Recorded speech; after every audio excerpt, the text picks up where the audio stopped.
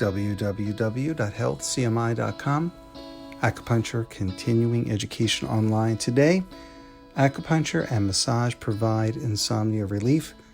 Published at healthcmi.com, October 13, 2019. Simply go to news when you're at healthcmi.com and look for the article. Acupuncture improves sleep for insomnia sufferers, especially when combined with Tui-Na massage. Hospital researchers examined 80 insomnia patients in two groups. All patients admitted to the study had insomnia and the traditional Chinese medicine differential diagnosis of spleen and stomach disharmony.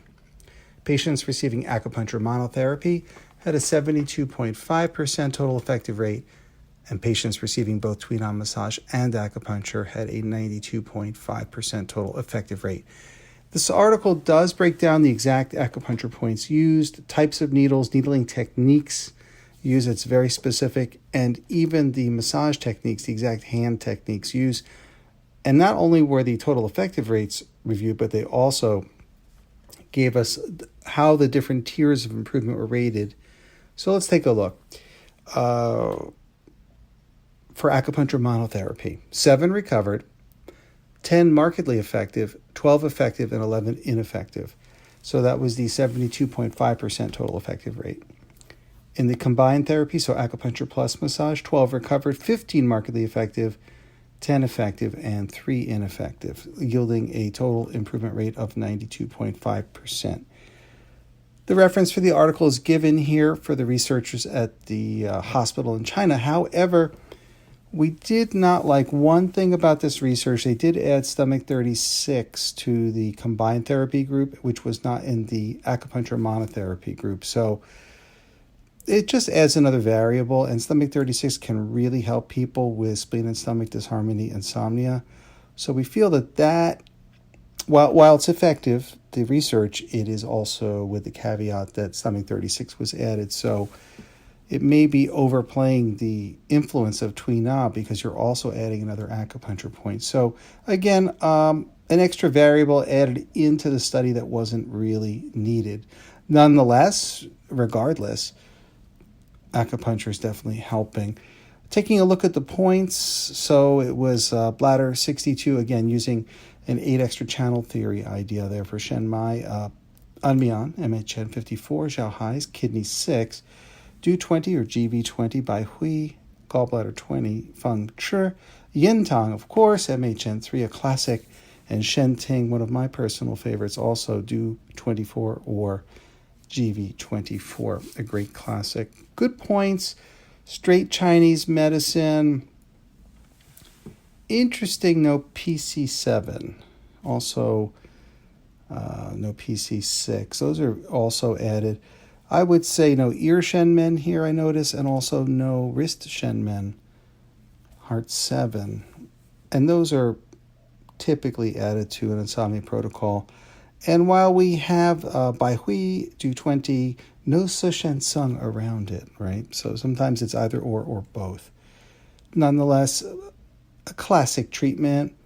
Went over the needling techniques. Again, that addition of stomach 36 in the combined group doesn't really help us see the true influence of Tui-Na massage because you're adding yet another acupuncture point. So a little problem with the study design. But overall, solid study using the Pittsburgh Sleep Quality Index and measurements for sleep latency, sleep duration, sleep efficiency, sleep disturbances, dependence on medication. All of that was evaluated in this research. So nonetheless, solid research, but again, study design could be improved. This is also not the only research we see on insomnia in Chinese medicine. In fact, this is something that receives a lot of attention. There are numerous studies at healthcmi.com in the news department. Simply click on news and take a look.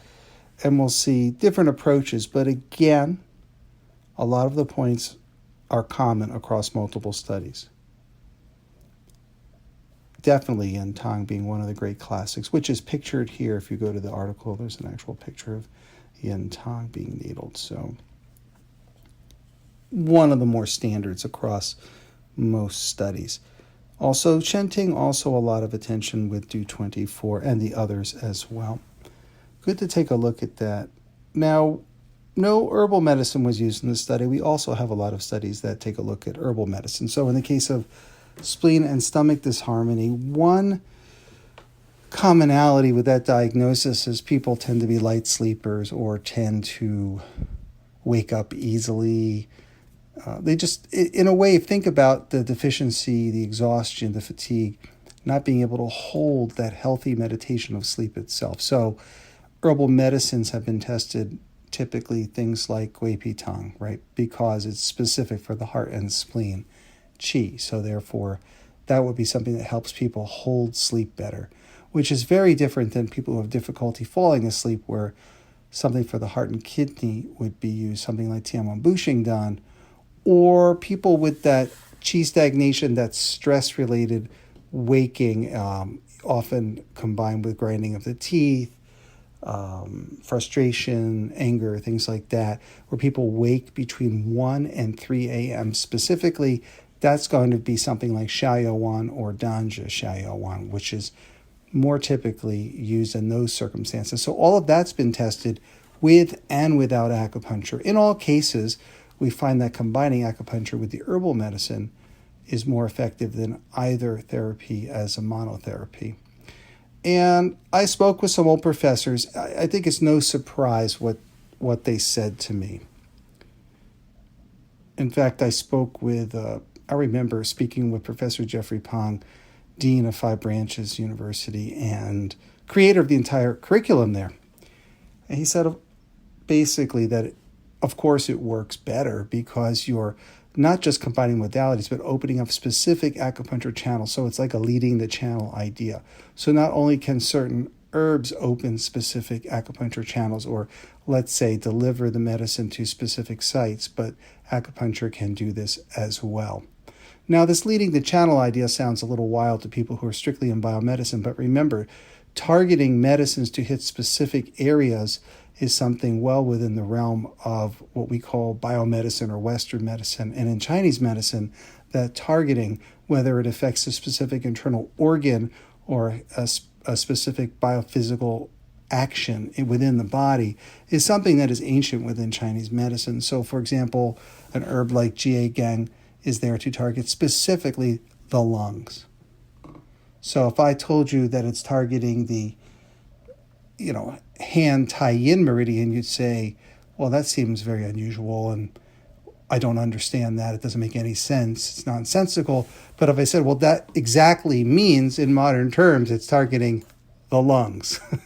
So there is a semantic issue. And we see this criticism towards Chinese medicine in many ways. For example, people say, well, the channels don't exist, the meridians, the system of qi, and so on. But remember, that language was also created at a time before any anatomy and physiology had really effectively mapped out a lot of what we understand today. So that language is specifically referring to things like nerve channels, which we call dermatomes, also myotomes. So we know that now, but just because we wanted to call it 2,000 years ago an acupuncture channel and today we want to call it a dermatome, doesn't mean the acupuncture channel doesn't exist. Because we certainly know that dermatomes exist and that sensations travel along the course of nerves throughout the body. Same thing with, let's say, myotomes through musculature through the body, even sclerotomes through bone. When we use that language, suddenly it all makes sense. If we use a more ancient language, then it can be somewhat quizzical to people and seemingly unscientific. Nonetheless, what we find is that the acupuncturists over 1,000 years ago had exactly mapped out nerve pathways and gave them the name of acupuncture channels, and we call them things like dermatomes or the course of a nerve fiber today. And they're not limited to that. Acupuncture channels cover that and more. There's several other pathways that were discovered in ancient times, and the language used in those times is different than the language today, and thus creates a cultural barrier. It also invites a little xenophobia in from certain people in terms of non-acceptance of tried and true medicine that works for millions of people worldwide. So this is an issue And what we get when we get a little deeper in there, we find it's semantic. For example, we know specifically when we needle acupuncture points like Sishen Sung or Yin Tong to benefit people with insomnia, we know specifically that it helps acupuncture specifically helps restore the DMN, the default mode network in the brain, which is a type of functional connectivity we can measure with MRI technology. So to say that acupuncture is not completely understood may be true, but we do know a lot about its effective actions and specifically what it does for people with insomnia and how to restore specific brain patterns and how that acupuncture specifically affects specific brain regions, metabolism of the brain, and also serum levels of very specific blood factors. So I'm trying to kind of flesh out a little bit of the history here and address some of the issues we see today.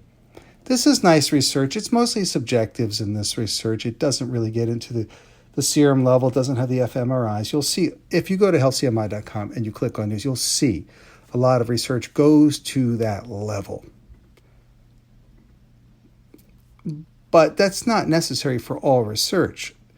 If we looked at, for example, a recent article on how acupuncture helps people with brain injuries, they went to that level. Not only did they look at the symptomatology, but they measured changes in plasma, interleukin-6, brain-derived neurotrophic factor, nerve growth factor, etc., using radioimmunoassays. So acupuncture research can be quite advanced and sometimes straight clinical subjectives. It's both. And I'm hoping that clears a lot of things up for people. But nonetheless, this problem with insomnia is very severe. Getting a good night's sleep will help the body heal from so many disorders, so it's much broader based. Plus, daytime performance is impaired as a result of exhaustion. So this is a multifaceted problem. When we look a little deeper at insomnia, it affects someone's friends and loved ones as well. Everything from childcare to work performance to the simple enjoyment of life. This article is not suggesting that acupuncture can cure all insomnia or something like that.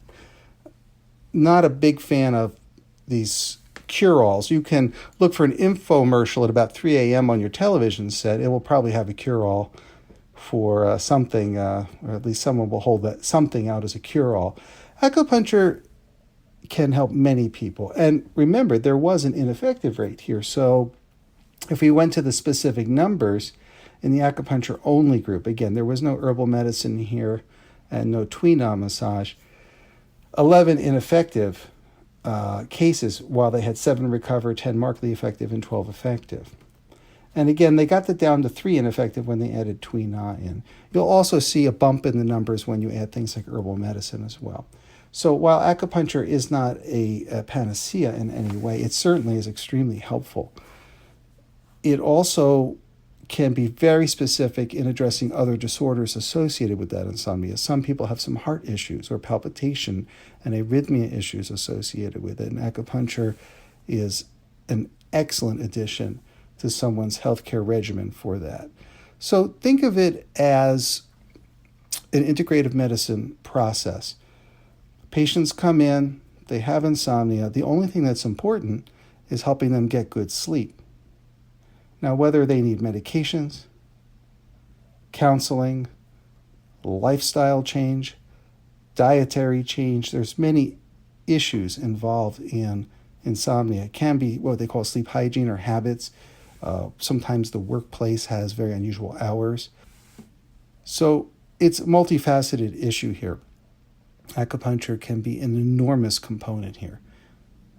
And again, when you're really looking at people not having the support systems in place that families had when it wasn't just a nuclear family, but an extended family helping young people raise children, for example, then you see that acupuncture alone cannot fix those types of issues.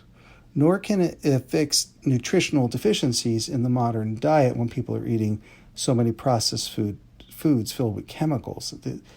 There's a lot going on here. Nonetheless, acupuncture can get some very quick and powerful results regardless of these other factors, it can still help move the case forward towards better sleep while they help resolve those other issues as well.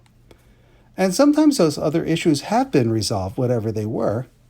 Let's say a dietary problem, or someone had a late night shift at work and got in a bad habit, or someone got into a case of exhaustion after chronic illness.